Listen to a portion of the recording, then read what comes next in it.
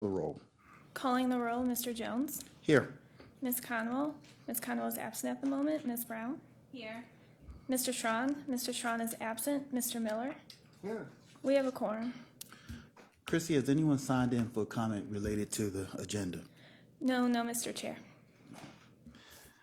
Committee, if we can have a motion for approval of our November 18th meeting minutes. Moved by Councilwoman Brown, and I will second. All in favor say aye. Aye. Minutes are approved.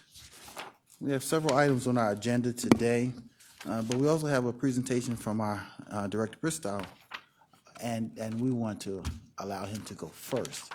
So Director, if you would like to come forward.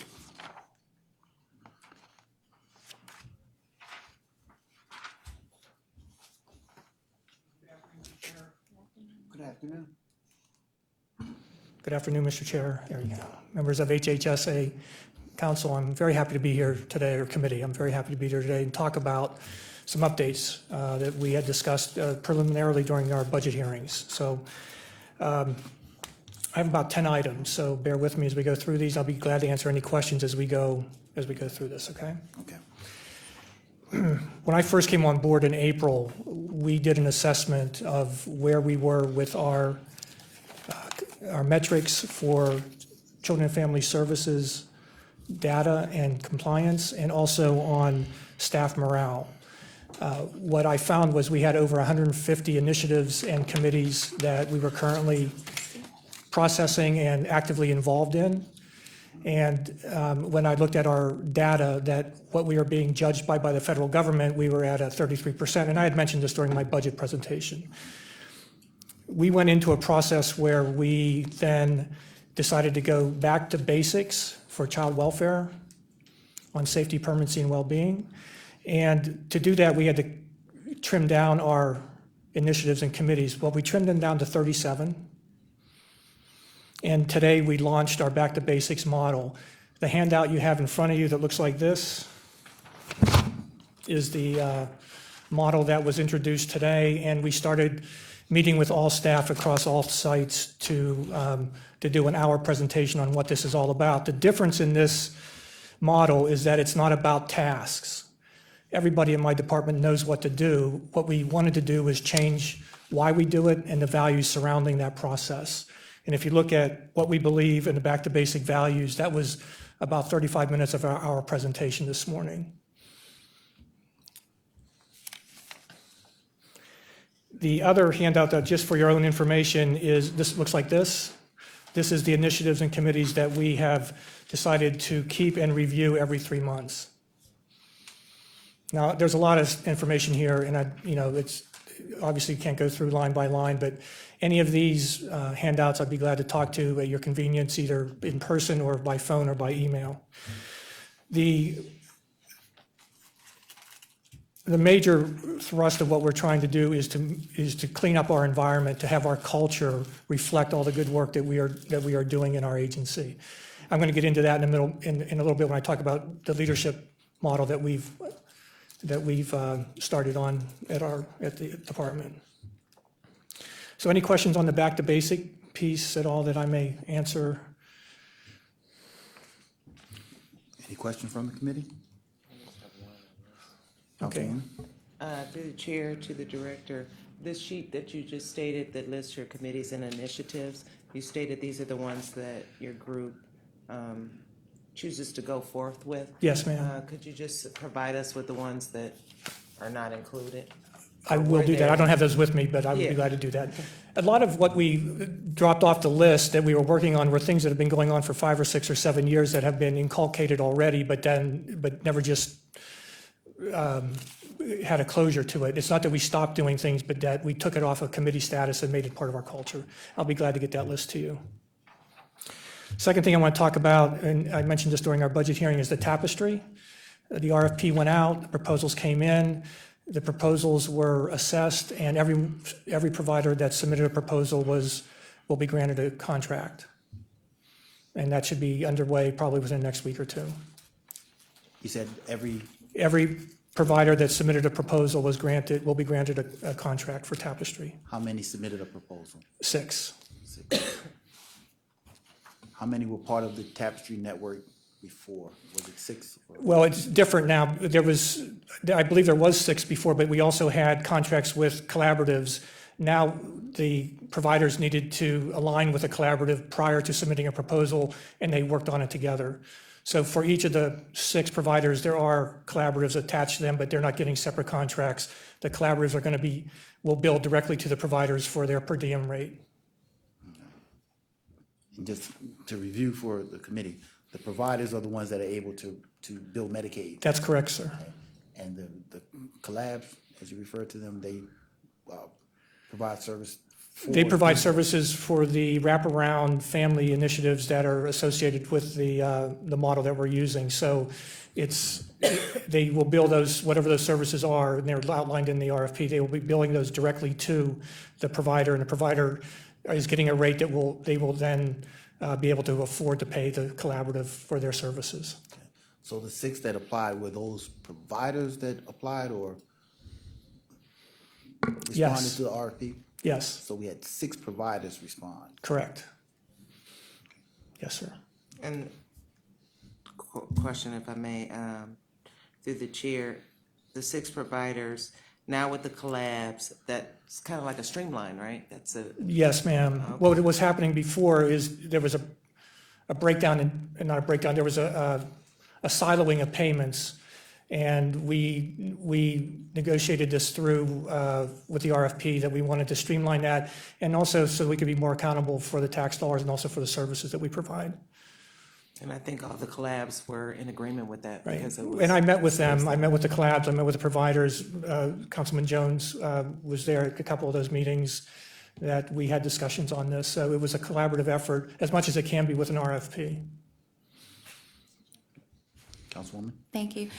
With regards to the collaborative, the collabs, were we paying them separately prior to this initiative? Yes, ma'am. Okay, so how many were there or are there?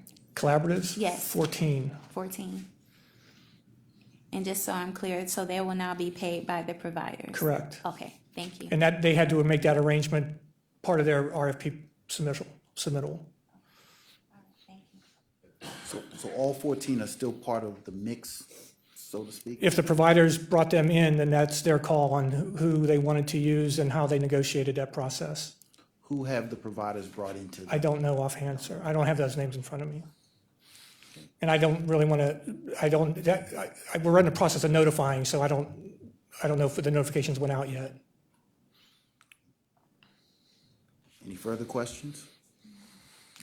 Please continue. Okay, thank you. The next item is I want to talk a little bit about our foster parents. You know, we have network foster parents and agency foster parents.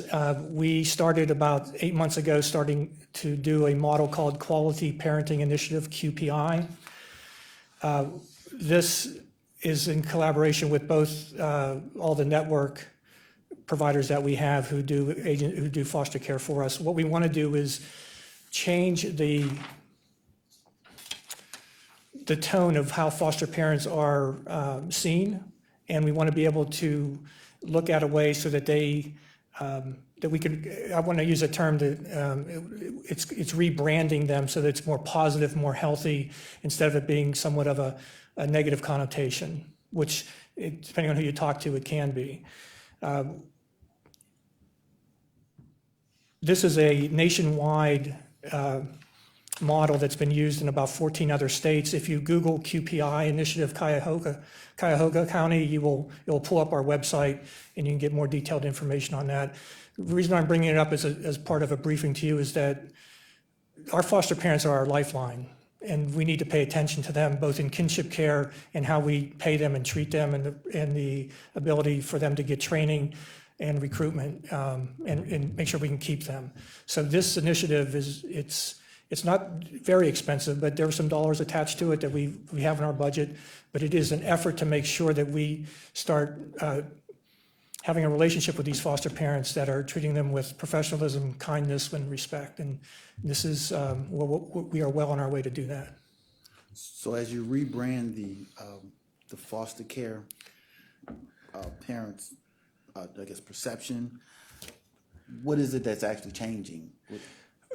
Well, we're going to be talking to the foster parents and to our community groups about how they are seen, how they are viewed by the community. It should be, when a child goes to foster care, it should be, obviously we want to have a child stay with the family when safely possible. When a child comes into foster care, though, we want to be able to have these foster parents celebrated and not seen as like the bad taking away these kids, or our agency seen as taking away kids from families. So that whole concept of keeping kids safe, finding permanency, being well-being initiative with them is very important, and it's kind of gotten lost in how we do our business. And the foster parents deserve better than kind of run-of-the-mill process we're in now. Who do you want to change the perception, and whose eyes do you want to change the perception? Everybody. The children, Both the children, our community, the foster parents themselves, giving them more voice at the table about policies and procedures as it relates to kids coming into care and how we take care of them, how the rate structure, I'll get into rate structure in a few minutes, having them really be a voice at how we do our job, because we need them. They're not just second tier folks. They need to have a seat at the table, and that's what this does. Okay. At the budget hearing, I also talked about the collaboration with the Adams Board, and subsequently what we are getting ready to roll out in the next 30 to 40 days is a very strong triage team that has both probation, the Adams Board, DD, and Children and Family Services. And what we're going to be doing is looking both at the front end of the system and the back end of the system so that we can look at children that are coming into care for reasons other than safety, particularly mental health and DD services. This triage team will be able to look at children and families and make an assessment to see if they can stay at home, what type of services do they need at home, and how do we provide those services, and who's going to monitor that. We do not have that now. We take in about 300 kids every year for reasons other than safety. So this is going to be a front-end piece so that we can be more responsive to the needs of our community. And also the back-end piece for foster care, we have about 120 children in residential care right now. We want to look at stepping them down safely back into either foster care or back to their homes, and how are we going to do that in a way that's safe and making sure they get the right services necessary. We're looking to implement this probably mid-January. We have a facilitator coming in that's going to meet with all the directors and CEOs and Judge Sweeney on Monday to begin designing the steering committee. The steering committee will then break out into a group to determine the structure and process. Remind me again the overall number of children that will be again evaluated. Well, right now, if you look at our data, we get about 300 kids a year that are coming in on dependency petitions. Now, some of those, I wouldn't say a majority, there are some of those children that come in on dependency petitions that need to come in, and that's fine, there's no issue with that, but there's a good sum of those children that come in on dependency petitions that we're harming them more because we're bringing them into care, and all they want to safely stay in their home, and we need to provide the service for that. So these 300 children are in residential care, and we will either that or level or some type of either level 2 or 3 group foster care. And this triage team will glean how many of these. We will take it as they come, and whether we get 2 cases a week or 6 cases a week, whatever it is, we're going to meet weekly for the first 3 months to make sure that we can get all the bugs out of the system and see how it works. Judge Sweeney's very vested in this. Mr. Denahan, Kelly Petty, and the new court administrator, her first name's Teresa, I can't remember her last name. She's very vested in this also. Any questions from the committee? Councilwoman Conwell? Just on that point, the level 2 and the level 3 children, some of those cases are egregious, so it doesn't necessarily mean that you're trying to make all the children go back to their home. Oh, no, ma'am. No, I want to be really clear. No. Our job is to keep kids safe, but our job is also not to further traumatize them, and we haven't done a good job over the years in sorting that out. So there are kids that need to be in care, obviously, and we will keep them in care, but there also are children and youth that are coming into care that parents can safely keep them at home. All they need is supported type of services in the home to help them. And we're going to monitor that from all 4 entities to make sure that everybody's safe and that and that the services are delivered. And for the homes of the children that are currently not safe, is there any work being done with Judge Sweeney and you guys into getting into that family and seeing what that makes? Yes, we provide family services obviously to the family to give them the skill sets so they can reunify with their children and give them a time frame to develop those skill sets so they can get their children back. If after that time frame they can't, then we have to be concerned about the permanency of those kids. They have 12 months. The federal standard's 12 months. We're running about 18 or 19 months on average right now. And of those families that, I guess, that get past the 12 months, are they having more children? Do you know? I don't understand the question, ma'am. Well, they've already lost custody for whatever reason of the children that they've already had. Are they? We do have occasion where we'll have some more children come into that family. Generally, it's not as common as it's not common, in other words, but it does happen. But we look at that too. I mean, it's a whole process. I want to, just so the committee understands, this is not about keeping kids out of care. It's about making sure they get the right type of services and not bring them into care unnecessarily. My concern also is the family. Yeah, and they get the supported services. Absolutely, that is part of. We have that in our budget. We work with our providers to do that, and it's part of the outcomes that we look at. Thank you. Any further questions from the committee? Mr. Chairman. Councilman? Director, even though the purpose is not to keep kids out of care, this was discussed during the budget hearings as a possible way of avoiding some costs that would be associated with bringing children into care unnecessarily.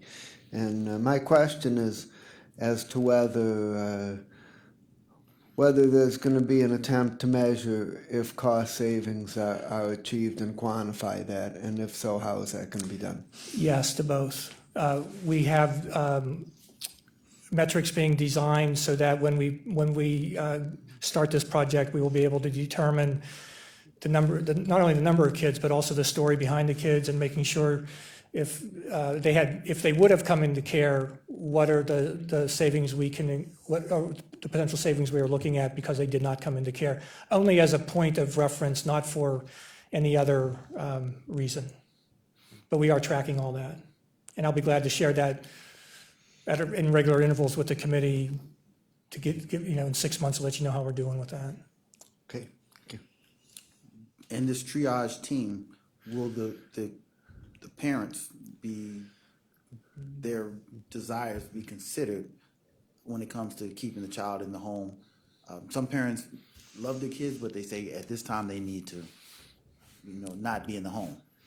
Is that going to be one of the key factors as to whether a child stays in residential care or goes back to that parent? Yes, and that's why Judge Sweeney's on the committee, because we wanted just one judge associated with these type of cases, so that if we have to bring a child in for, let's say, 90 days or 100 days, it's easier when you have one judge identified to vacate custody after 100 days than having it over 7 judges and 7 magistrates. And she's tentatively agreed that she would be the judge of record for these type of cases, so that if we had a child in care for 40 or 50 days, we stabilized the family, we got the services in for the parents, we can vacate custody and provide services in the family with that child and the mom and dad.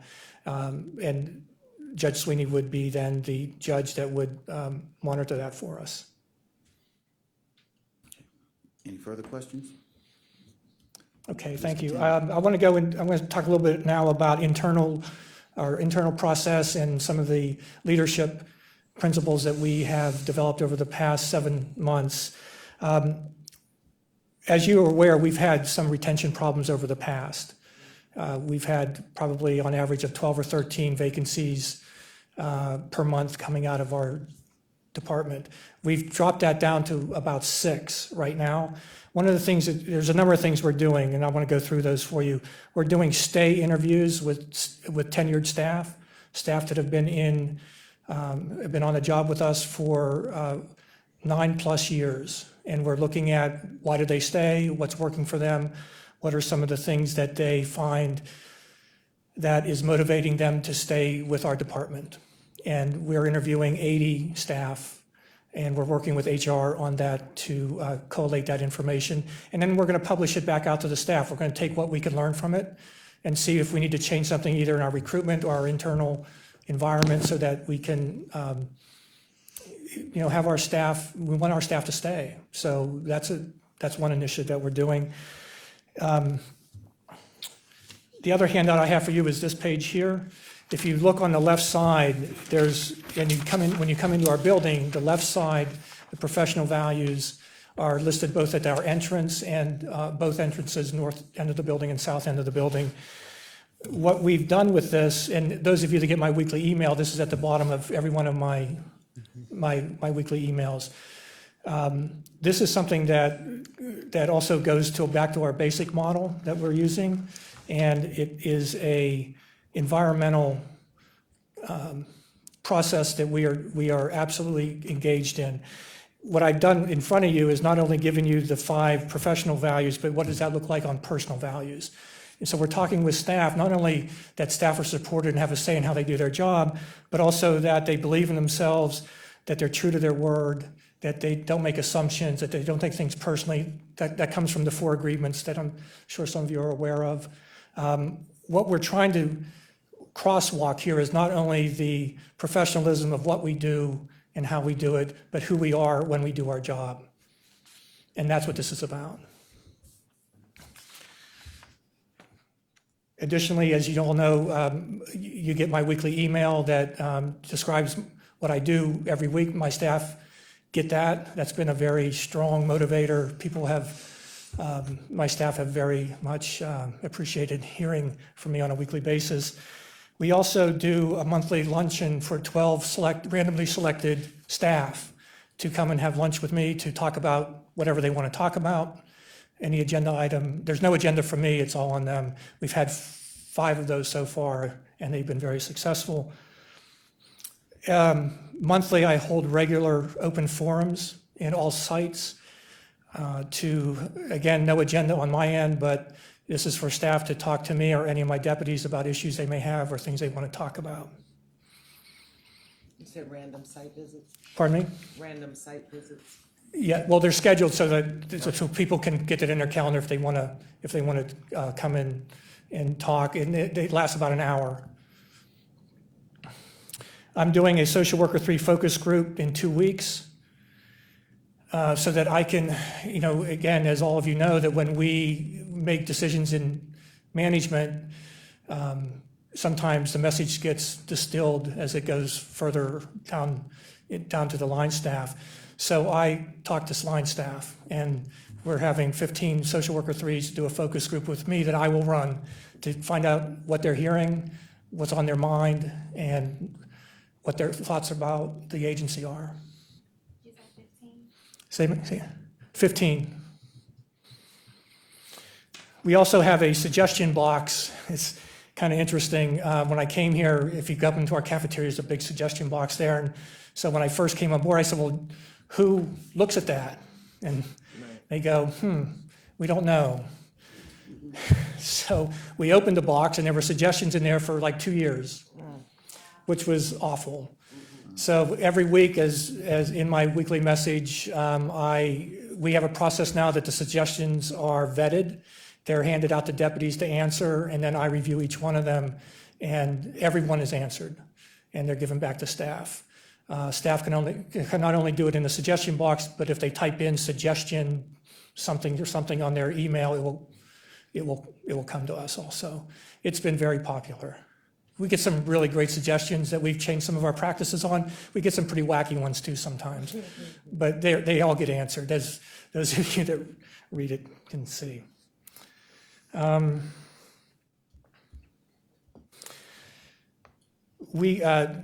Miller will be glad to hear about this. Everything that we're talking about needs to fit into our strategic plan that has been developed over the years. Well, I put a pause on that, and I asked Annie E. Casey Foundation to take my senior team away for 2 days in February to do a strategic planning retreat, so that we can get the basics foundation of a strategic plan for the department. They have agreed to do that. This all has to make sense. It all has to kind of come in and align with everything that's going on. And so that's going to happen in February. And I know, Councilman Miller, I'd be glad to share that with you as we go down that path and as we go into that process, because I know that's been an interest of yours in the past. Only three more items and I'm almost done, so. Before we go to the next item, let me ask again, back on the retention problems that you're having, are they primarily in the social workers? Or We've had some with supervisors too, but primarily it is with social workers. And when I first came here, it was mostly because we couldn't get the hiring certificates in because of the PRC protocols that was put into place. That has been, for the most part, taken care of. We went from a 8 or 9 month wait list down to, I think we're 5 or 6 weeks now, which I still think is too long, but it's way better than 8 or 9 months. Okay, any questions? Councilman Miller? I just want to comment that I think the part on the professional and personal values is a very important initiative, and I've seen a lot of that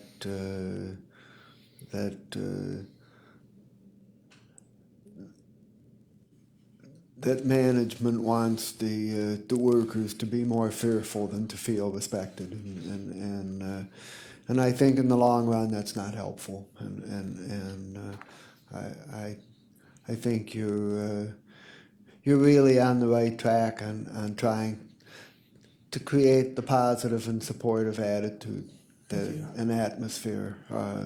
The jobs are hard. There's a lot of stress. There's a lot of vicarious trauma because of what people see out in the field, and there's a lot of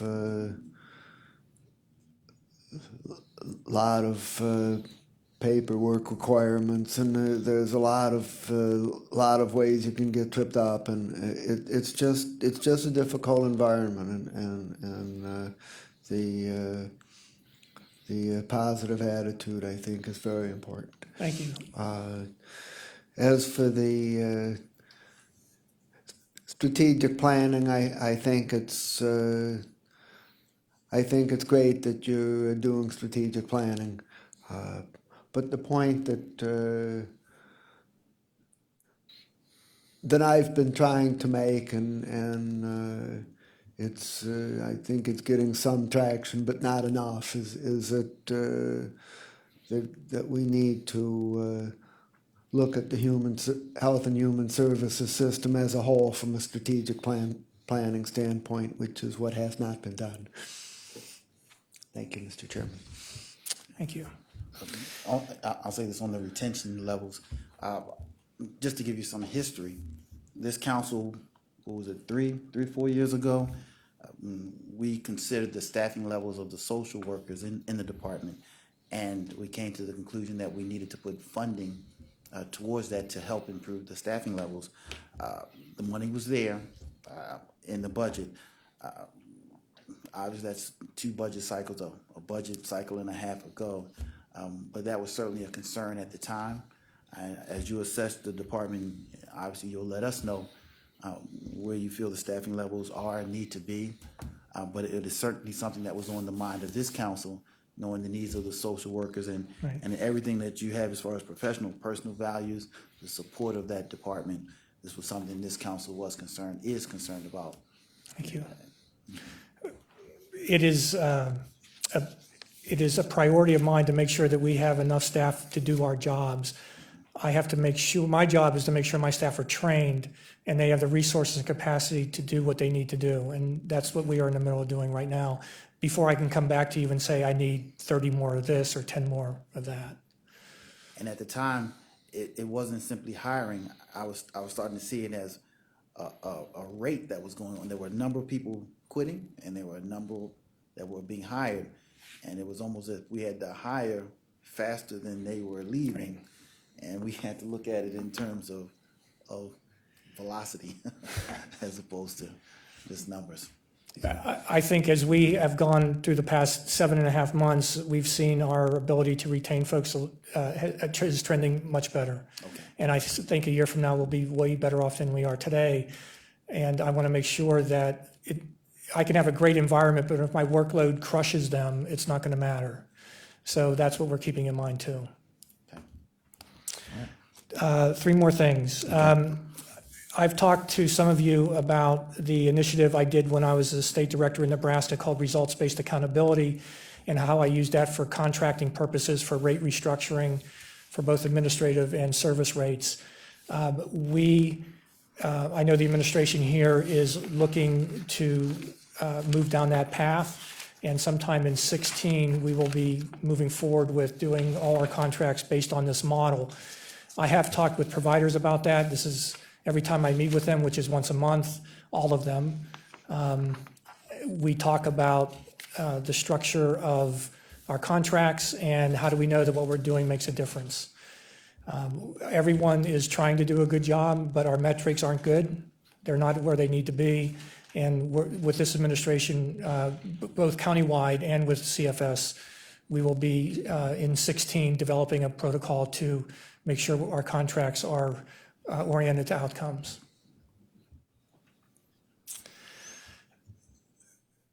In the next month, one of the things that I pay particular attention to is how I treat my managers and my supervisors. My senior team and I are going away for a 2-day retreat in Cleveland next week to have a time together to reform and to talk about what we've done over the past 8 months and where we want to go.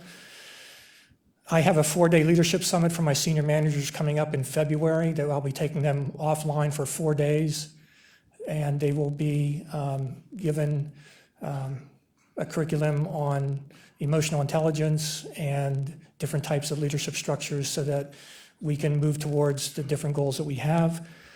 We also have as you may know, that we have a leadership series that has about 15 to 18 people every quarter or so.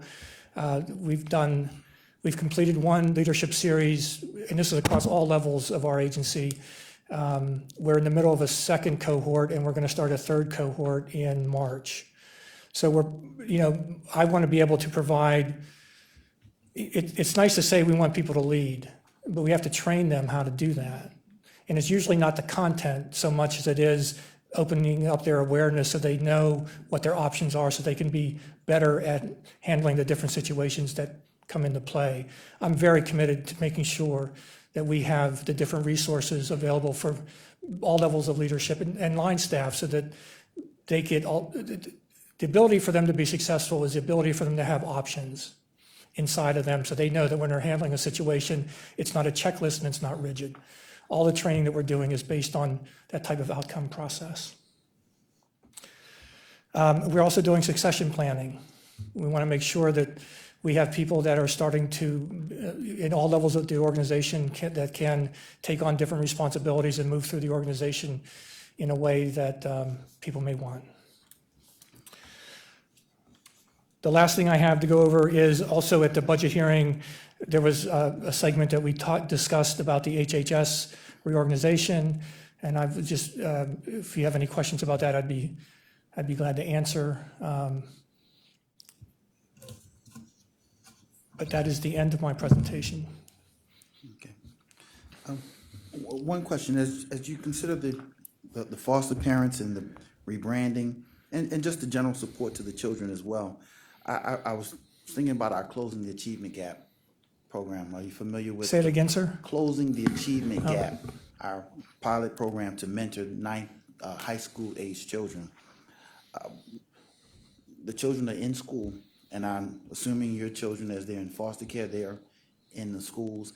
Had there been any thought or consideration of, I'm gonna use the term, kind of red flagging the children in a way that they could move into be identified in those schools where the program exists and make sure that they are captured and supported as well? So now I'm coming back to a collaboration between your department and this program. No, I don't have any information on that. I am very interested in working with the educational system so that we can get those red flags identified and work with those kids. That's one of my priorities for this next year. I have not done anything with that yet. It is, when you look at the data and the graduation rate for our kids in care, it's not great. So it is a priority for us to look at that, but I have not worked on that yet. Okay. But I will. Any further questions from the committee? Councilman Miller? Director, I'm going to take you up on your kind invitation to ask about the reorganization. Can you explain how much of an undertaking it is and how long it's going to take and what you think the impact of it is going to be? Yes. Director David and I have been talking about this. Director Merriman and I have been talking about this for a number of months. Been talking with various folks in the administration. We are aligned to do this today, and we are. The process of what we're doing and how we're doing it is a lot has to do with shared services in what we do as far as supported services, but it's also about leadership with HHS in general. The ability to make HHS into a vibrant, robust agency is there, and I think we are able to do that as we go forward in this plan. It's going to be complicated a little bit. It's not going to be, change is never easy, regardless of what it is that we're trying to change in. But the outcomes are clear, and the expectations that we work together, and that we're a team, and we all have the same. Our goal in mind is our citizens and families, our children and families of this county. And when I've talked with all the other folks in HHS, there's not one of them that doesn't agree with that. So it's a process. It's not going to happen overnight, and we're not going to get immediate outcomes by it. But I think a year from now we'll be in a much better place than where we are today. Okay. Are there any other questions from the committee? If not, any final comments? Thank you very much. I appreciate it. Thank you, Director Christo.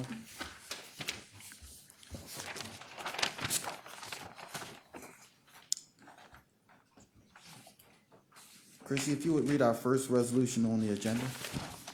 Resolution 2015-0258, authorizing an amendment to contract number CE 1200421 with Alvario Incorporated for job readiness, job search, job placement, and job retention services for Ohio Works First cash assistance and food stamps recipients for the period 7/1/2012 through 12/31/2015 to extend the time period to 6/30/2016 and for additional funds in the amount not to exceed $601,431. Director. Good morning, David Merriman, Cuyahoga Job and Family Services. I'm here to present an amendment to a contract that we have with Alvario to provide Cuyahoga Job and Family Service clients and customers with job search, readiness, and placement services. The contract that we have with Alvario was RFP'd several years ago, back in 2012, and I have recently been before this committee and council requesting one additional amendment to that contract, and this is a second and hopefully final amendment. A little bit of additional background and history, if I can tie this presentation back to the previous testimony that I provided. I came to you several months ago asking for a 6-month extension while we looked at what the state was doing with comprehensive case management and employment programming. I recently referenced this program when I was coming forward to talk about our work experience program as well, and we proposed a contract with Maximus for that service. And this is the other significant service that we provide to our customers to meet their work experience requirement. So I'll summarize that once more. A client comes into our organization, is receiving or is requesting receipt of cash assistance. Similarly, a client comes into our organization and is an able-bodied adult without dependents and is requesting food assistance. They have to engage in certain activities to be able to have those benefits and for us to be able to meet required federal benchmarks and metrics. The agency provides a range of services to those individuals, and some of those individuals have exemptions that relate to their being employed and other conditions. Two of the services that we offer include the Work Experience Program, as I just referenced, in which we have since had a contract executed with Maximus. Another is this job search, job readiness, and job placement. And so here before you is that job search, job readiness, job placement contract, and our referral to El Barrio enables us to place individuals into programs that have an interest to start looking for a job right now. And they can do this service for a period of time, and that would help us to meet the rate, and it would help them to find employment. And following that time, they actually are required to either get a job or do work experience, or if they have some other form of exemption or education, they could do that activity. I do have staff here from the centers that can speak to this partnership as well. And so we're happy to provide additional information on what exactly is being provided. But I'd also like to talk a little bit about where we're going with this service, because it does, we are asking for just 6 months, and I hope this would be the last extension on this contract.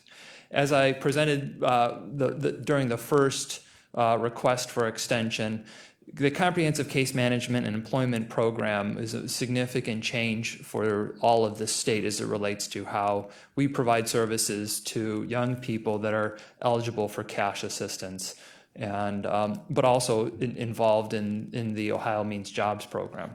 And the most significant change is that we expect those individuals that have significant barriers to receive comprehensive case management services. And that is still being defined by the state. They, in fact, issued the draft rules, and there were over 600 comments to the rules, and so very, very significant statewide feedback on what they proposed. And to my knowledge, it's the most responses they've ever gotten to a draft rules relating to our services. We did the first extension because we expected that program would have a very significant impact on this contract before you today. The legislature changed the timing on comprehensive case management employment programming and pushed it back from a December 2015 start date to a July 2016 start date. And so we have more time. We don't need to make any significant changes. We will need to make other changes in the near future, and we'll be more planful with that. During that time, we do need to have this service in place. And so that's the reason for the request. And it's also, as I said, it's a valuable service for our clients. The last thing I'd just like to talk a bit about is the type of services that we provide. We have in this partnership offices both on the east side and west side. So they have 2 locations that people can be served through. And we serve hundreds of participants every year out of this program, and they receive the ability to sit and do soft skill development either through a computer lab or individual classroom experience. And then they're also placed into jobs and then tracked for a duration, and a part of the payment for that placement is actually tied into this contract. This is a performance-based contract, or at least a portion of it is. And I can tell you during the most recent reporting period, actually over 100 individuals have maintained in placement for over 90 days. So this is a successful program. We do hope to see it grow, and at least if not the program, the focus with the county's new Cuyahoga Works initiative. And that's something that we'll certainly be working with the public on as we further define how that program will be implemented.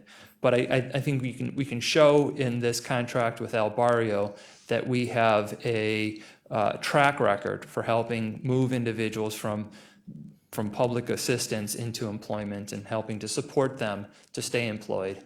Our challenge is to increase that and to sustain it beyond that first placement and that first job, but to the next.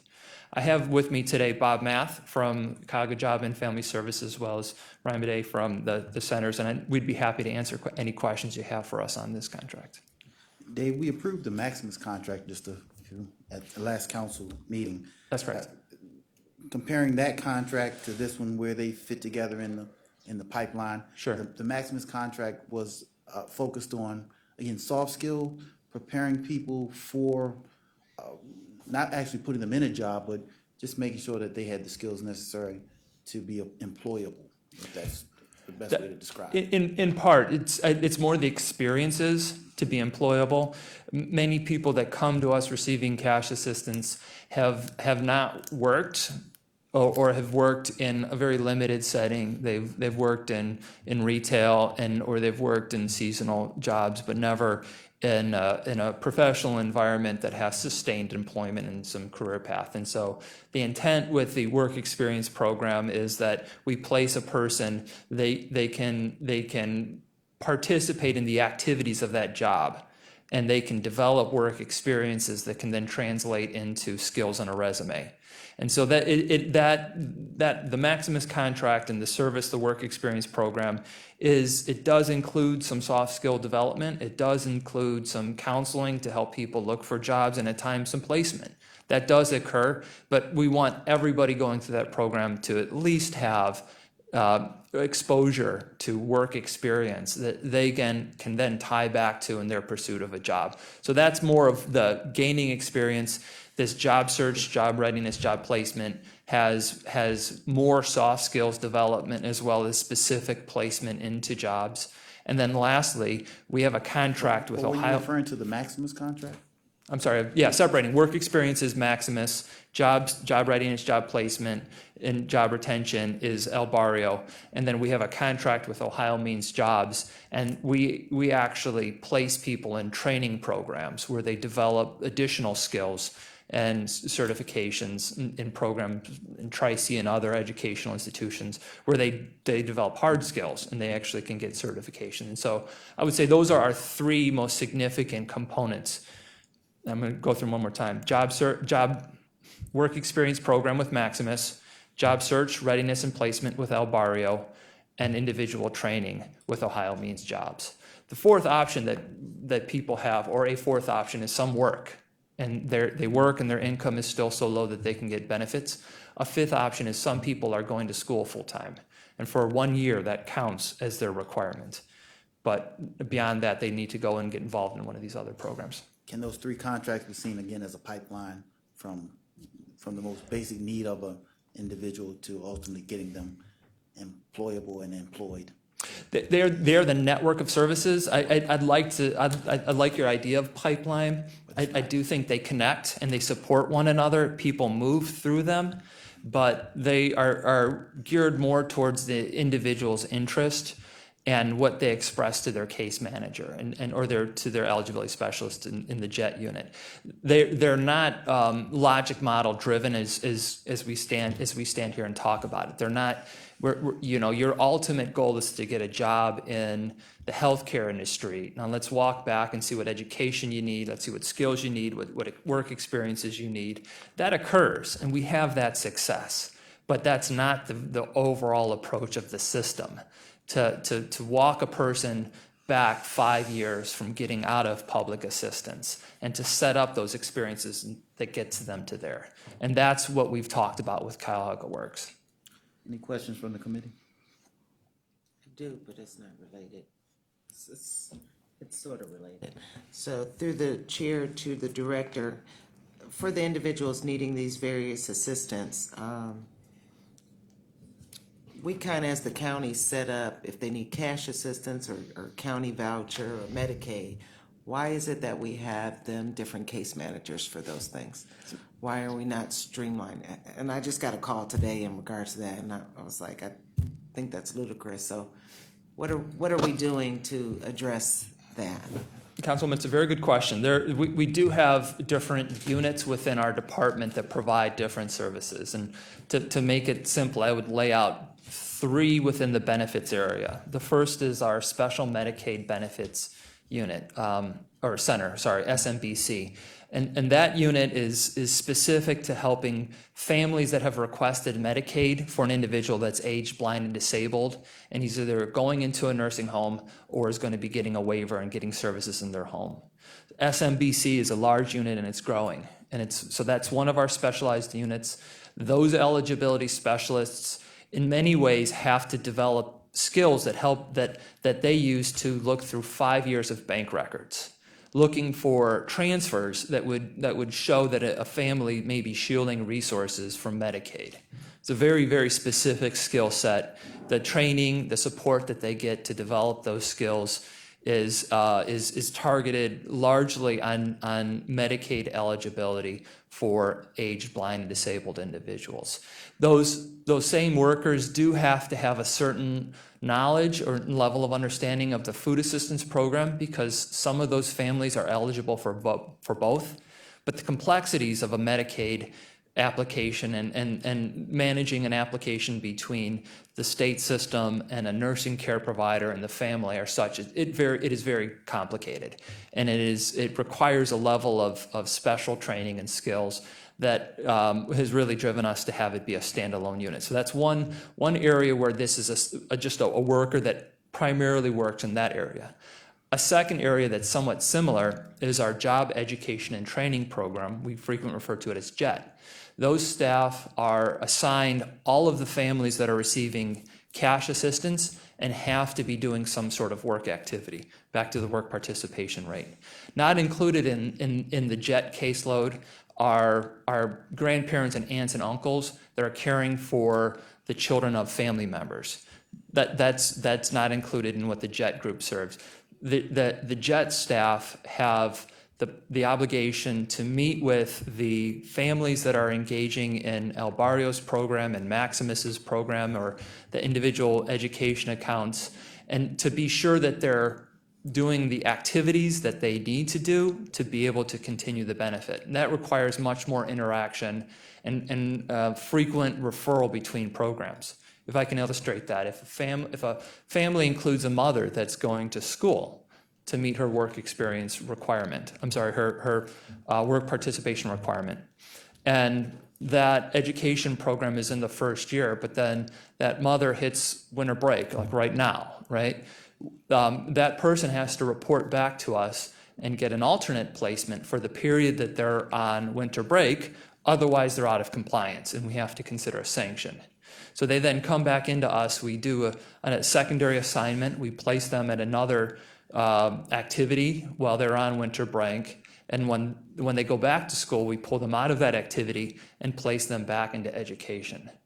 It requires some case activity that will frequently be more intense and require ongoing communication between the worker and the client. As a result, the caseloads for the JET unit is around 100. So there are less cases because there is more contact, and in that way, our workers can provide them better and more frequent communication, can find time to sit down with them, can schedule meetings with them, and can be accessible to them to move back and forth between the programs. The final area that I would speak to is the neighborhood family service centers. And the caseworkers, the eligibility specialists in that unit, are actually responsible for cases that could include food assistance and non-age, blind, and disabled Medicaid, could include family members that have cash assistance coming to them for children. So it could be a range of services or a combination of any of those. Those caseworkers have anywhere between 800 and 1,000 cases, but are generally only expected to see a family member or see the assistance group twice a year, once for the annual redetermination and once for a mid-year check-in, to see if anything's changed. They do have to respond to any reports that come to them if there's a change in income or other form of eligibility. So they have to be able to be a little bit more accessible than just 2 times a year, but it's far from the jet worker that has to be there to talk with that person every month and sometimes 2 and 3 times a month. And the reason we stratify in this way is it's the frequency of the interactions that occur for public assistance, for the Medicaid and food stamps, is less. We do not have to see a person more than those 2 times. And so we can structure our days to be able to have all of the cases get those 2 visits and then still some of the extra interactions and see everybody in the course of a year. For the JET, we want to have that level of interaction that's more meaningful. Yeah, but for the neighborhood family services, we're still not addressing why the individual that need assistance, if they have food stamps, county voucher, and Medicaid, why they have to see 3 different caseworkers. They're receiving. I can see Medicaid because you kind of explain Medicaid kind of sits out there, but when they're working and they need the food stamp assistance and the county vouchers, and they're already working and Yeah. they're going to school and trying to get on this fast track to success or this pipeline to success, we're making it difficult by having them having to see 50 million caseworkers and that they can't get a phone call to. So we're not even going to address that. But they can't get into them if they have a question. Councilman, I definitely agree that we need to be more efficient. I absolutely agree with that. They are technically separate programs. Food assistance is a program of USDA. Child care vouchers is a program of TANF. And so those are separate programs. We have separate staff to manage each of them, but we do work on the concept of having the NFSCs where a person should have 1 worker. Now, if they are getting cash, ultimately their case should be transferred to the JET unit. Okay. Not Getting cash. Okay.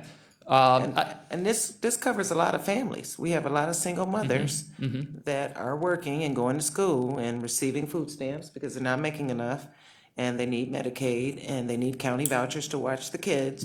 So, this is an area that would cover, I think, a big portion of your caseload. We Yeah. should look at streamlining that for them.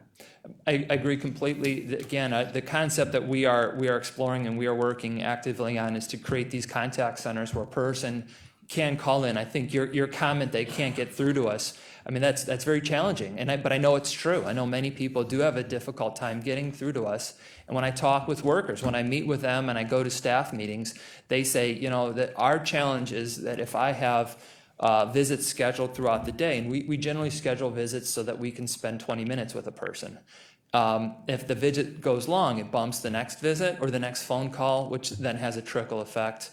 And if in the middle there they take a phone call from a client, that then does also adjust their schedule. And so we realize that we have to get all of that work through our system so that people maintain their benefits while at the same time providing good customer service and don't just run through cases. And I think that's a part of the balance. It's also the reason that we're exploring these contact centers so that any person can call in at any time and speak with someone. And we have some ideas on how to begin to improve that not immediately, but in a very, very near term. But it's not something I'm kind of prepared to talk on today. Well, I think just in moving forward, if you could just keep that thought in mind, the cases and what individuals each need. And some people, you have a case where just individuals maybe just need Medicaid, but then when you're looking at mothers that are over the head of the household and the various items that they need, we need to make it as efficient as possible. They call 1 caseworker because in the example that I'm stating, the one person called, had a question about their county voucher for daycare, and whatever the question related to something else, and they said, well, I can't help you. You need to call your caseworker for the other issue. And it's like, Well, and we need to get better than that. We need to be able to do a warm handoff so that they don't have to call, but we should be able to transfer it. And generally speaking, some of that information should be available, and we should be able to support them on the phone. So if you have specific cases, I'd love to follow up just to find out what happened and where the breakdown is. Okay, thank you. Any further Mr. Chairman? questions? Councilman Miller? Director, what's the difference between work experience as done by Maximus and job search readiness and work placement? So if I can just provide an illustration on what would be the difference that a client experiences. A person that's referred from us to Maximus to the work experience program, they would do an assessment. They would look at what skills, strengths, as well as needs that individual has and what their interests are. And then they would find a place for that person to a site for them to be placed within. So if a person has an interest in human services, they may get placed at the food bank, or they may get, if they have an interest in human resources, they might place them in our human resource department. And in that placement at that site, they would get work experience on just of seeing and participating in that activity to see if that's the sort of work they want to do. And many of the individuals that we serve may stay in that placement all the way through. I can give one more example. We have a placement at the Halley Building, a young person who's there meeting their work experience hours, helping us to meet our work participation rate, and doing filing and shredding and that sort of activity. That helps us as a county because they're doing valuable work. It helps that person get experience. And I talked to the individual 2 weeks ago and I said, do you think you might want to apply for a county job someday? You know, it looks like you're building some good experiences here. They actually responded, I didn't think I could. And I said, well, absolutely you could. If you're picking up these experiences, you should be looking at a county job. And then the supervisor chimed in and said, this is a great worker and I hope she applies. That's really what we want. We want that person to get an experience and ultimately the employer to look at them and say, we want to hire you at some point. And that would be, I think, the ideal. For job readiness, job search, and placement and retention, Take me slow. Yeah. That was for Maximus. that's Maximus, that's right. Okay, continue. So now for El Barrio, job readiness, search, placement, and retention. That's where we would refer an individual to El Barrio. And El Barrio would take a look at their existing experiences, their strengths, as well as their needs and barriers to employment. And depending on their individual case, they would either begin to look for a placement for them, or they would look for some sort of soft skill development and other training experience. They also offer a computer lab. So a person that says, you know, listen, I just got laid off and I want to go to a location near my house and I want to be able to just do some job search. I don't have good internet connection. We have a computer lab for them and they can do that there. We also have programs that El Barrio offers that prepares a person and does mock interviews and that sort of soft skill experience. El Barrio then places that individual in a job. Ultimately, they're going to look for open positions. They're going to have contacts in different businesses. And they're going to try to find a place that will meet that person's experiences and interests. They'll place them and then follow them and maintain contact with them for that retention phase, ensuring that they stay in that job. If they encounter transportation barriers, helping us to be able to provide whatever resources we have to meet their transportation needs. Or if they have a change in their income and, you know, there's some questions about childcare, helping them to maintain childcare benefits to be able to have the kids go somewhere so they can work. And so our ultimate goal would be at the end of our period, that person stays employed. And that's really that's the difference between the two. El Barrio is going to help us get people employed. Maximus is going to help us give people experiences that would then lead to employment. Mr. Chairman, Director, Ms. Conwell spoke well about how complicated it is between the work rules and the redeterminations and all the different programs and multiple caseworkers and you can't get through and so on and so forth. My question is, if you have any information as to whether it's whether it's just as complicated in other countries, like in Canada, or like in some of the European, Western European countries, or have we made this more complicated than the rest of the world? I don't have information on what they do in other countries. I tend to track what they do in other counties, and to a certain extent what they do in other states.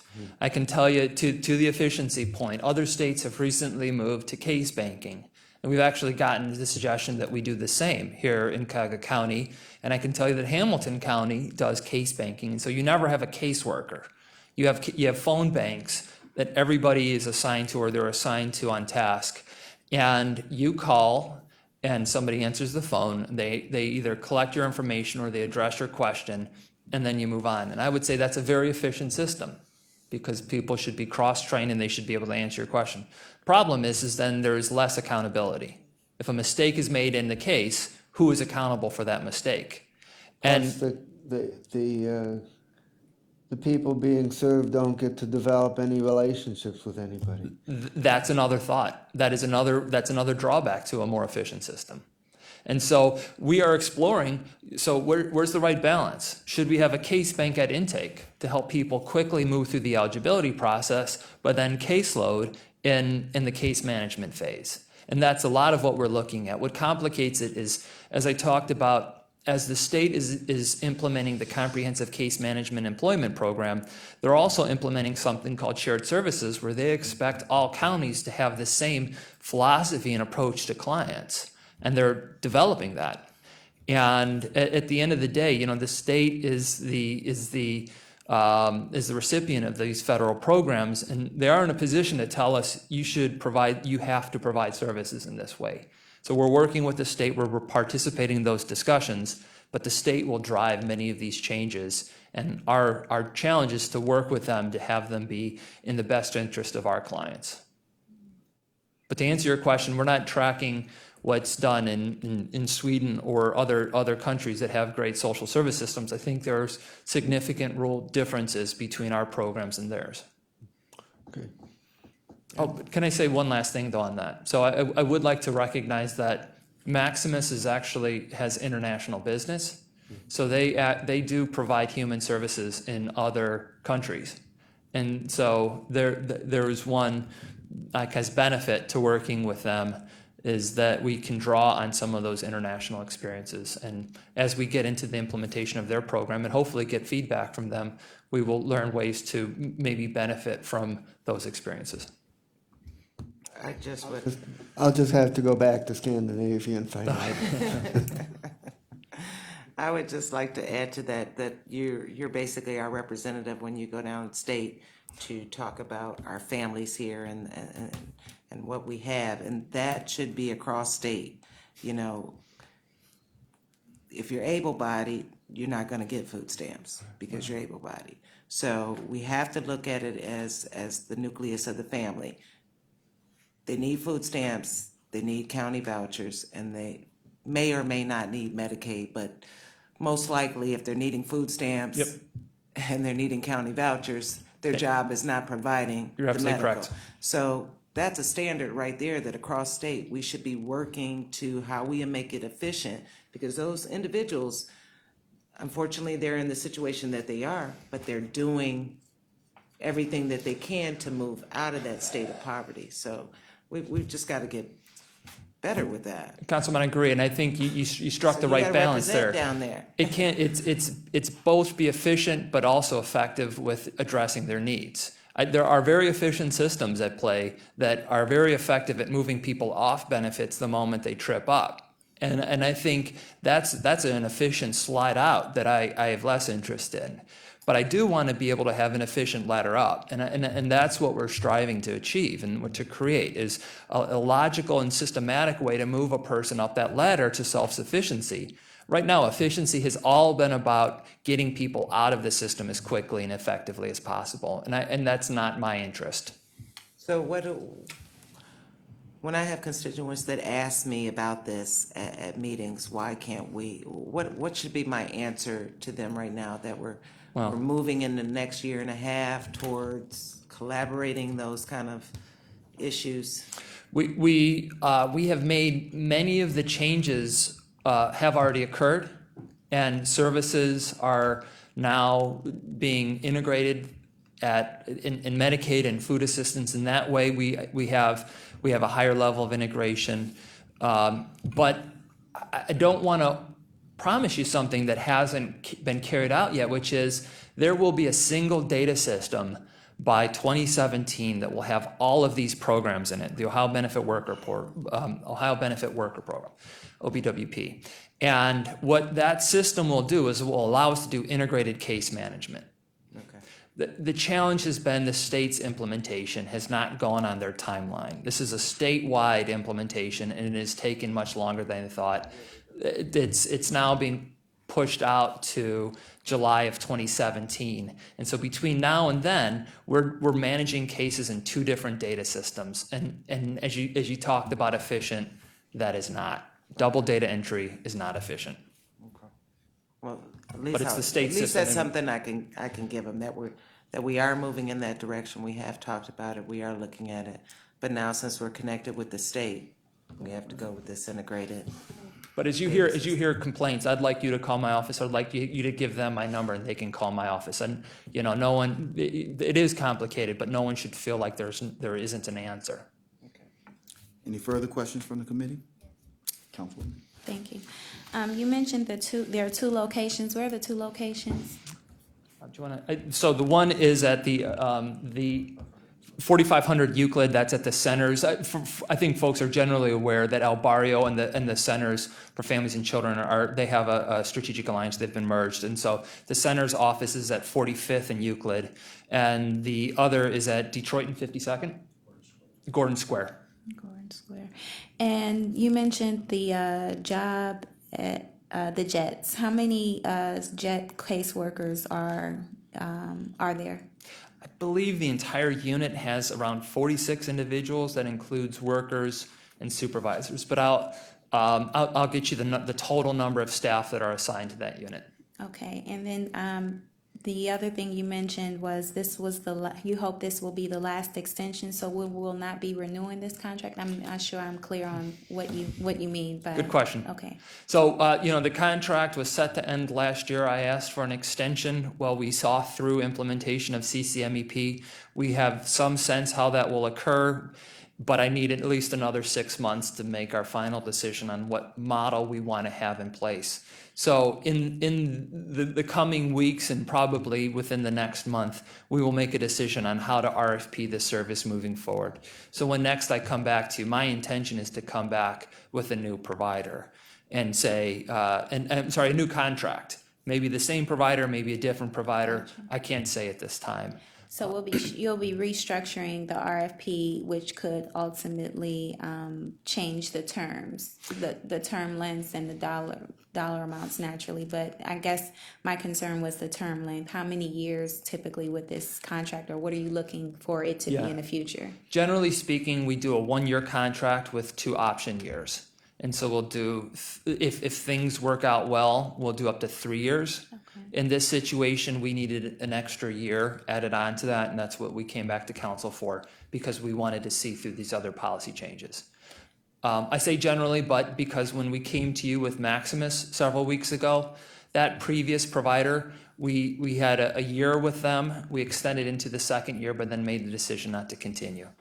And so we don't always continue all contracts. If we don't feel it's the right relationship for us, we do reserve the right to rebid and come up with new options. Okay.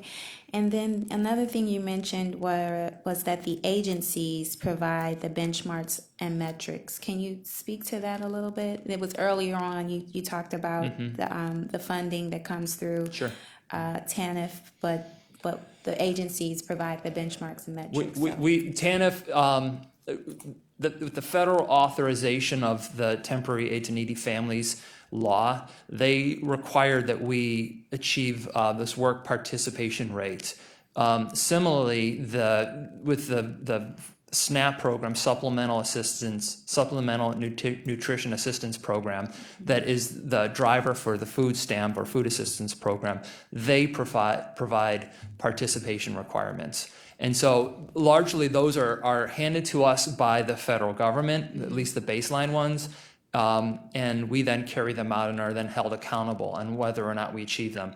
We do at times add to those, and we put additional performance metrics into our contracts when we want to see a provider not just meet what is federally required, but is of a higher standard to us.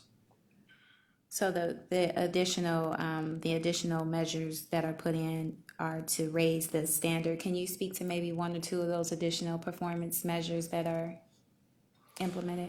I'm going to ask Bob to come up to speak to somebody. So some of we're largely required to track job retention at, I believe it's a 90-day period, but we also track it in intervals. And so we might look at it at 30 and 60 just to see where we're getting drop off. And in that way, we're beginning to manage to that higher performance level and see if somebody can stay on 60 days but not 90, then what's going on during that period. But let me let Bob speak to that as well. Thank you.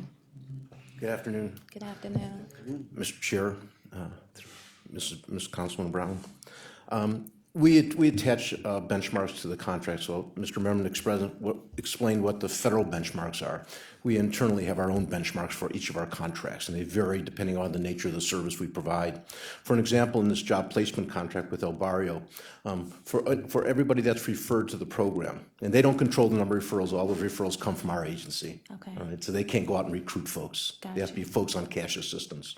For everybody that's referred and actually shows up, all right, we expect 70% of those individuals to become what we so-call job ready. And we have a tool that measures job readiness. Out of those folks that become job ready, our benchmark is that 70% of those that job ready have to secure permanent unsubsidized employment. And there's an actual payment point attached to that placement. All right. For those that secure employment, we expect 60% of those individuals to maintain their job for 90 days. And there's a payment point attached to that 90 days. So those are internal benchmarks. They're relatively high. They're hard to reach. But we've looked at over the years of what as we've had performance contracts, we've always increased our expectations for all our contracted providers. It seems like you said, a good way to increase the performance of the providers. If they fail to meet our standards, what are the consequences? Councilman Brown, one is they don't get paid. Okay. Right? Is part of the contracts are performance-based. So they only get paid if they deliver the outcomes that are included in the contract. So if 70% of the people who are job ready don't get placed, they only get paid for those that are placed. Okay. So potentially it puts them in a very difficult position, because potentially they could considerably lose money on a contract, which is not our desire. But at the same token, we're in an environment where it's very performance driven, and we have to have our contracts reflect that. Okay. All right. Thank you. Thank you. Councilman Miller? If 70% get job ready, and of that 70%, 70% of those achieve placement, you're down to 49% of the original group, and if 60% of those achieve some duration, you're down to 29.4% of the original group. What happens to the other 70%? I mean, the percentages sound pretty good on an individual basis, but when you ask what percentage of the people you could take through the whole process, and even the duration, it's only like 90 or at most 120 days. Yeah, Councilman, if I could ask, if you could clarify, I think when you're saying what happens to, you're asking a question about what the impact of the program is. So what happens to those people? Where do they go? What do they do? Are you asking about their well-being as opposed to their case activity?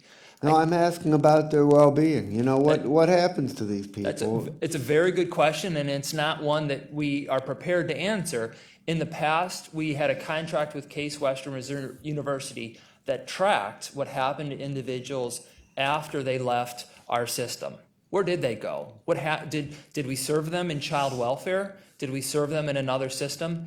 That contract was primarily connected to welfare reform, but I can tell you that we're reconsidering it and we're having a negotiation with CASE to look at, can a similar evaluation be done so that we can report that? I think it's a very fair question. I would say, if your question had been about from a compliance perspective, what happens to them, if that individual is referred to El Barrio, they don't find a job, they come back to us and we put them into Maximus's work experience program, well, then they're compliant. And I would say that our system is designed to achieve compliance, not necessarily designed to achieve an impact. And that's so much of what we're trying to change. And that's the difference here. It used to be compliance was a check mark and we move on. But I don't really feel that that's acceptable anymore. If that person comes back to us and gets into Maximus, that's fine, so that they continue to get other experiences, if at some point those experiences are going to drive them to their next job. And that's what we have to be focusing on. Okay. Well, further Mr. Chairman, Continue. regardless of all these challenges, you need this contract. Yes. And I think we're trying to get things pretty well wrapped up next Tuesday. I don't know how much we want on the agenda for that special meeting we're going to have later in the month. So I would like to move that we recommend 2015-0258 to the full council with recommendation for second reading suspension. We greatly appreciate that. Moved in second, all in favor, say aye. Aye. Thank you. Thank you. And Chrissy, if you read our last contract into the record. Resolution 2015-0259, making awards on requisition number 34663 to various providers for various services for the Cuyahoga Options for Independent Living Services Program for the period 1/1/2016 through 12/31/2017 for the providers and the amounts as listed on the agenda. And Director, if you'd like to speak to this item. Good afternoon. Good afternoon. Good seeing all of you. Basically, I just wanted to mention that when you think about the division of senior adult services, we really think about 6 core programs. So Options is one of our 6 core programs. In this program, we actually serve 1,500 seniors. And just to give you a bit of a profile, 82% of these seniors live alone, and 75% of them are living off of an income, a monthly income of $1,500 or less.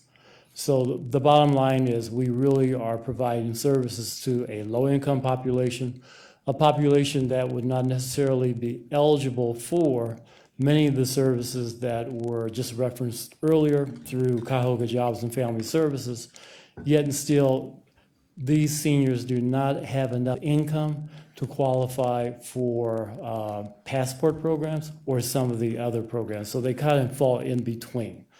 And thankfully, because of our options program, we are there to provide support, to these seniors.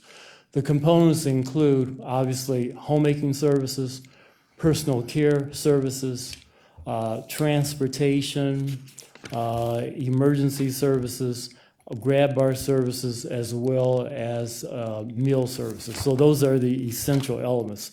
So when you think about the contracts that are being presented to you today for approval, I think it's important to have that broad context in mind, that we're serving a low-income population, we're serving mostly seniors who live alone, and we're serving seniors who are living off of less than $1,500 per month. So that's the context. I'm sorry to interrupt, but are these residents, individuals, do they have to be Medicaid eligible to receive these benefits? No, they do not.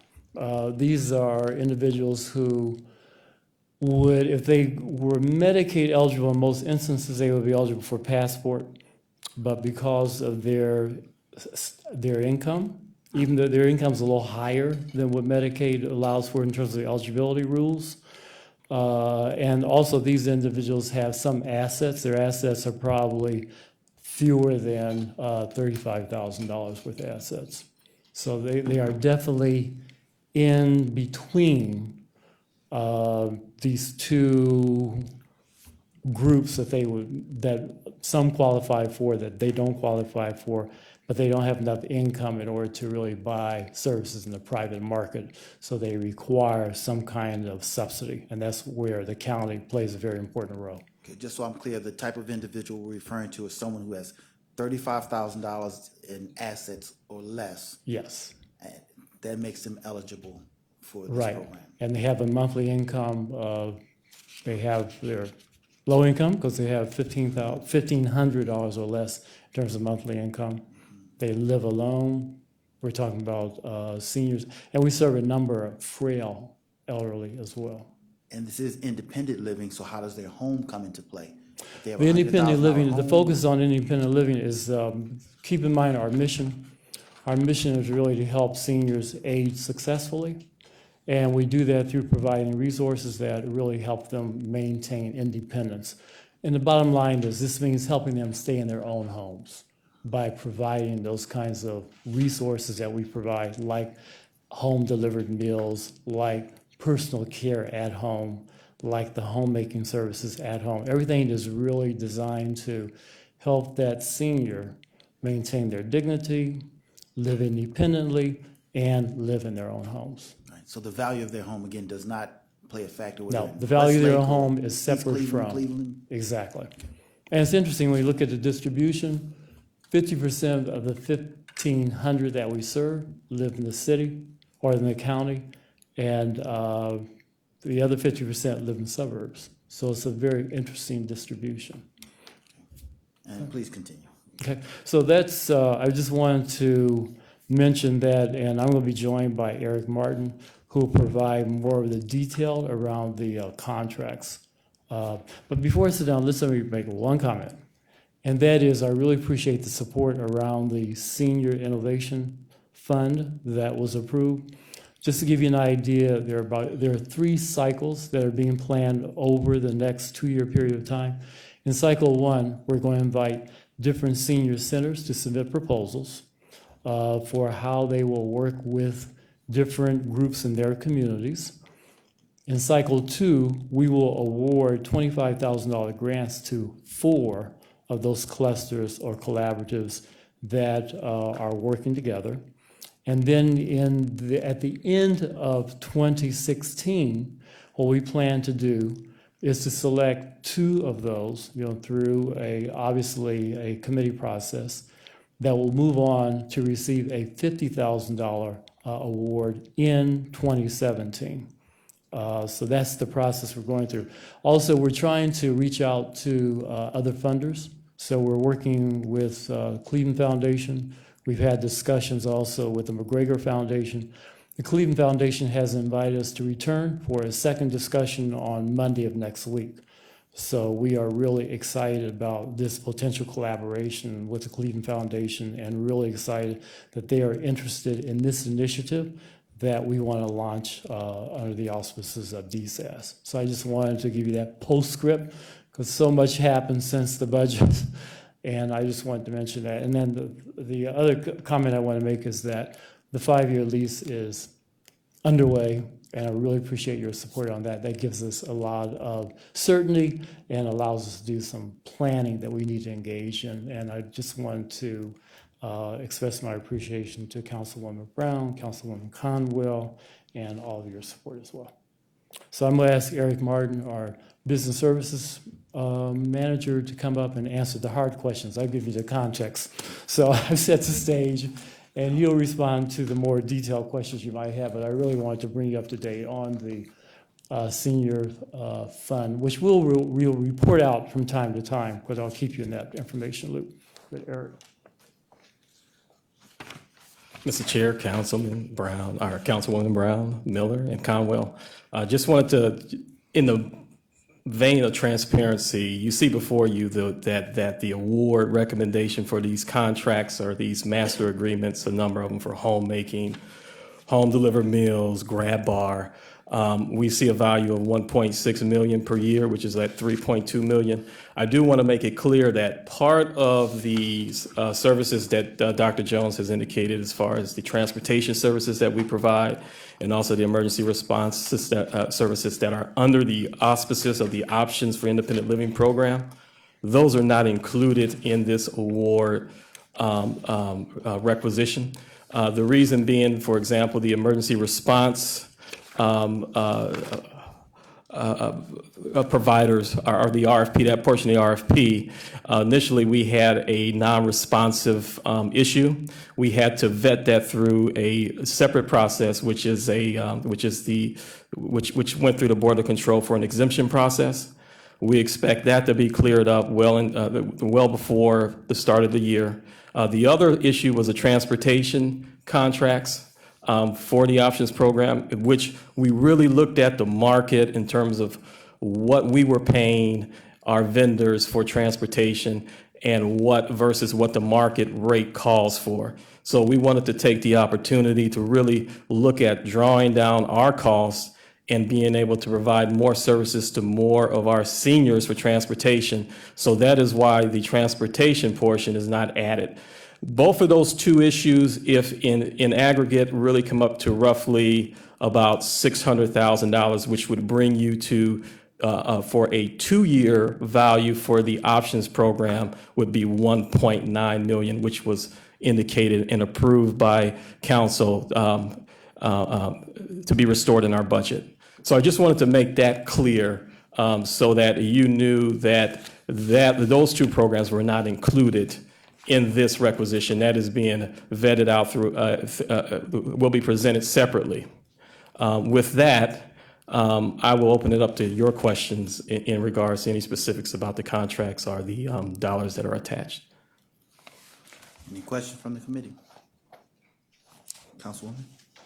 I don't want to belabor it, but for these homemaker services, are any of these are strictly for people that have their own homes? These are not anyone living in apartment complexes or anything like that? Well, the homemaker services, from what I understand, they would include, and I have my program staff person, they would include residential homes, as well as seniors living in their apartments. So that's not exclusive. We don't, the only issue with the apartment would be when we talk about the extermination services, which we aren't allowed, for example, for bed bugs. So that would restrict only to a single living dwelling. But as far as the homemaking services, if a senior is living alone in their home, in their condo, or even in an apartment, they are, they do have access to those, to our services.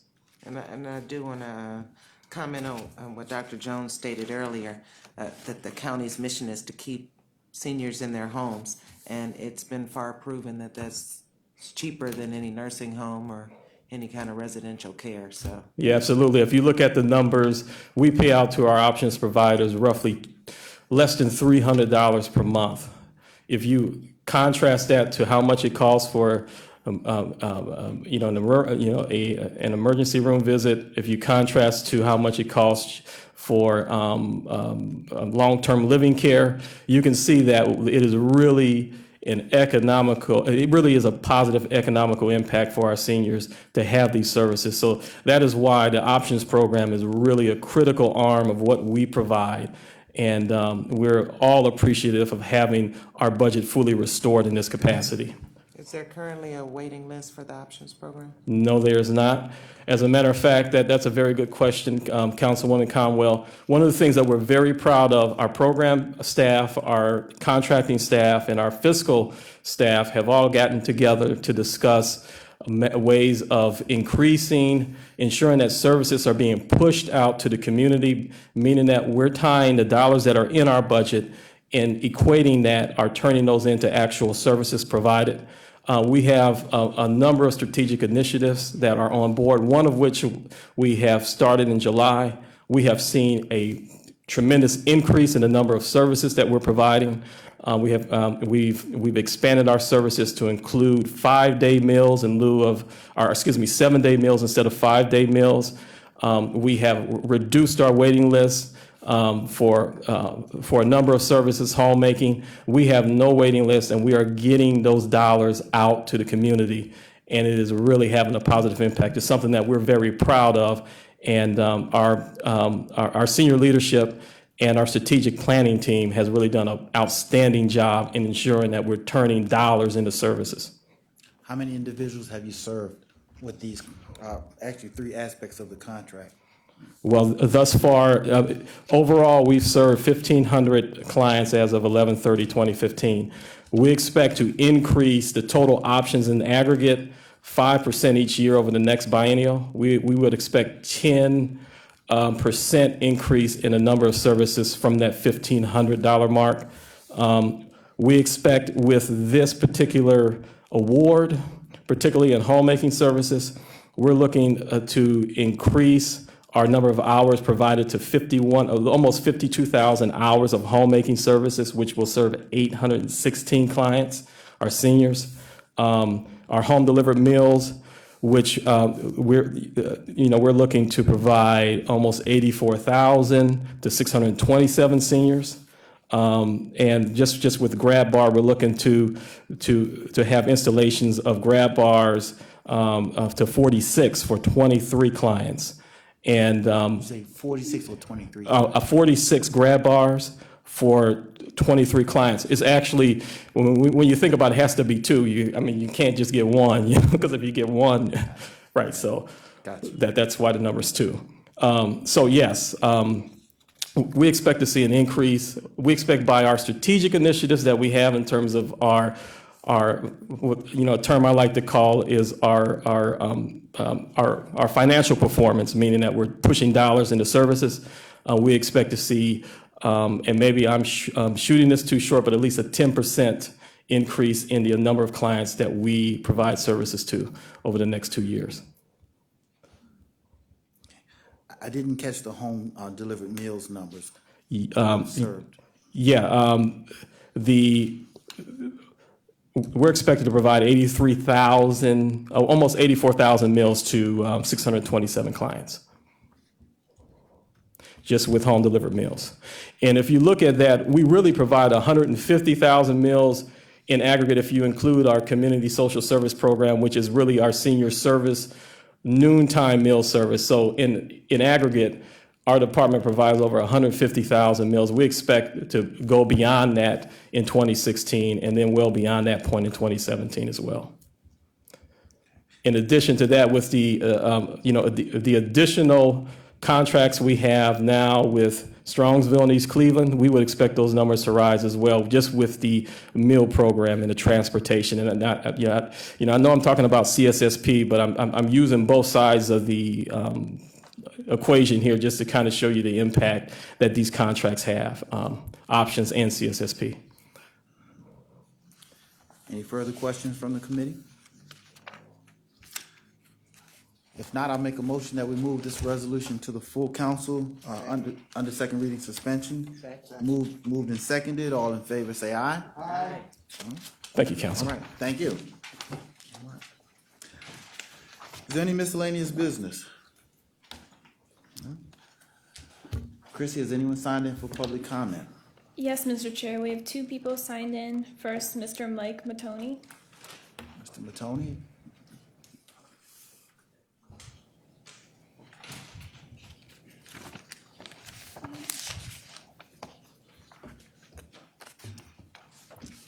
Good afternoon, Mr. Chair and members of the committee. My name is Mike Matoni. I'm the director of New Directions. New Directions is a drug and alcohol treatment center, both residential and outpatient treatment for adolescents and families. We've been providing services for over 35 years in Northeast Ohio.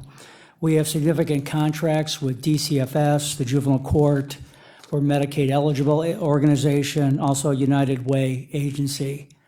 Our average family incomes is around $30,000. I'm here, we're the only provider in Northeast Ohio that does sober housing for young people, adolescents, and also accepts young women who are pregnant into residential care. I'd like to first off start off by thanking you for restoring the Adams funding for fiscal calendar year 16. and also pose a dilemma to you within that same funding framework. Right now, the Adams Board has proposed to impose a pilot on New Directions that is an undefined process for gatekeeping. And this pilot is aimed at Medicaid adolescents and families. Part of the pilot is to encourage juvenile court to pay more for treatment for some of these young people who are on probation, but it also involves gatekeeping run by unaccredited AOD provider with no experience in AOD for adolescents. I've heard in past conversations the council here talk about efficiencies, effectiveness, not compromising access. Some of you have participated in town hall meetings with the heroin and opiate epidemic, talking about access being really key. I sent an email to each of you prior to the meeting that identified your families in your districts that would be affected if this were to go into being. This is an idea for an ill-conceived project that has a multi-flawed process to it. I've been invited to my 7th meeting next week that has an undefined systemic process to implement. I think that this kind of pilot restricts access, compromises access for families that are in need and are courageous. They're calling for help. We already follow national and state guidelines for admission and continued stay criteria. And so I'm here today to ask for your assistance. We're asking you to perhaps get the Adams Board together with the juvenile court to work out their differences in terms of who should fund this, to rescind or table the pilot, and also just to leave with, Mr. Chair, our board resolution that we've shared with the Adams Board that basically says that the New Directions Board of Directors opposes any action, which includes gatekeeping, limiting, or restricting local citizens and their families from seeking mental health or addiction services from New Directions, especially in light of the current opiate and heroin epidemic, in which access is key to saving lives. With me today is Leah Bruno, one of our therapists, who will talk about one of the families she served, and also one of our board members, Ryan Madej. Thank you. Thank you. If you'd like for them to come forward. And please leave it with the clerk.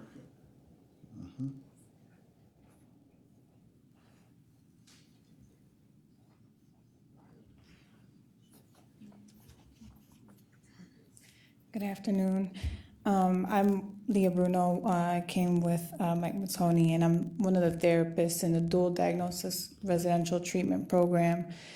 And I just wanted to give an example of one of the families that would possibly, if this is implemented, been overlooked because of the way that they came in. And this family, the client was on Medicaid, and the grandma was searching for help for her grandson.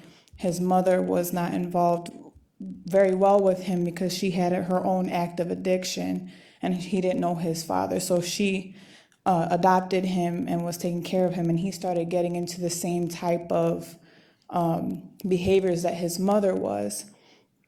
And so she was searching for treatment for him, finally found a way to get involved with New Directions, and was desperate. So he was involved in prior treatment that was outpatient and was not able to actually apply what he was learning. And then when he came to New Directions into the residential treatment program, he was able to be removed from his environment and really focus on his issues related to his mother, related to his not even knowing his father, and was able to sort through those issues, mental health with him, and also the addiction. So as of right now, because he applied everything he learned and was able to get involved with the aftercare treatment program, being stepped down from the residential treatment program at this point. He has been sober about a year, which is very good to see because and with addiction, we know that there's not a very high rate of success. But being able to have access to a program like this and then actually apply it and become successful, get a job, focus on, what are his motivations to have a successful future is something that I think that many other families could be able to grab hold of as well and be successful with too. So that's what I have to say, and I want to thank you for your time to actually listen Thank about you. it. Thanks. Is anyone else signed in? No, Mr. Chair. All right. All right, if nothing else holds our attention, our meeting is adjourned.